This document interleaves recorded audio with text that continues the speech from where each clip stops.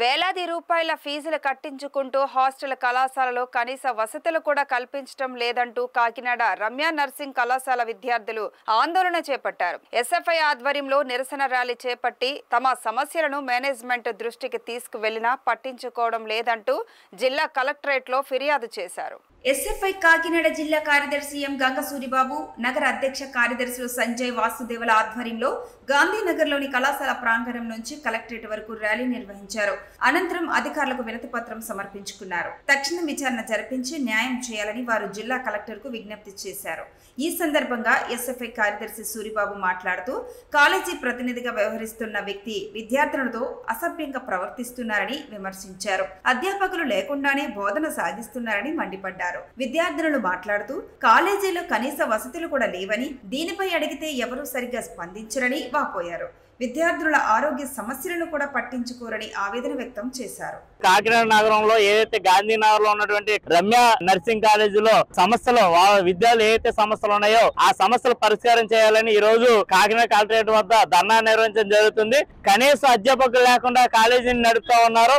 దాంతో పాటుగా హాస్టల్ ఏదైతే ఐఎంఈ నిబంధనలకు విరుద్ధంగా నడుస్తున్నటువంటి హాస్టల్లో కూడా కనీస హైజీనిక్ ఫుడ్ ని ఈ రోజు హాస్టల్ విద్యార్థులు పెట్టడం లేదు. విద్యార్థుల దగ్గర నుంచి అధిక మొత్తంలో ఫీజులు వసూలు చేస్తా ఉన్నారు.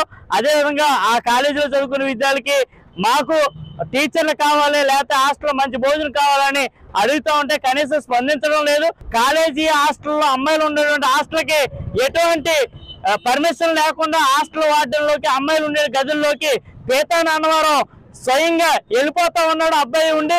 కాబట్టి పీతాని అన్నవరం ఏదైతే అమ్మాయిల దగ్గర మిస్బిహేవియర్ కూడా చేస్తున్నట్టుగా అమ్మాయిలు చెప్తా ఉన్నారు. కాబట్టి జిల్లా కలెక్టర్ గారు స్వయంగా ఈ సమస్య మీద ఆయనే కలెక్టర్ గారు స్వయంగా కాలేజీకి వచ్చి కాలేజీలో ఏదైతే సౌకర్యాలు లేవో నర్సింగ్ కాలేజీ విద్యార్థులకు ఏదైతే అధ్యాపకులు నియమించాలి.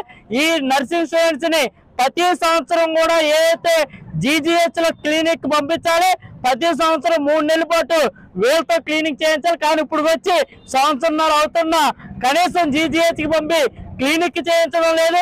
కాబట్టి విద్యార్థులు గాలికి వదిలేసి లక్షల కొద్ది ఫీజులను ఈ రోజు విద్యార్థి తల్లిదండ్రుల నుంచి రాబందుల్లాగా ఈ రోజు రమ్య కాలేజీ మేనేజ్మెంట్ పీతాని అన్నవారు వసూలు చేస్తా ఉన్నారు. కాబట్టి తక్షణమే ఈ విద్యార్థులకి న్యాయం చేయాలి.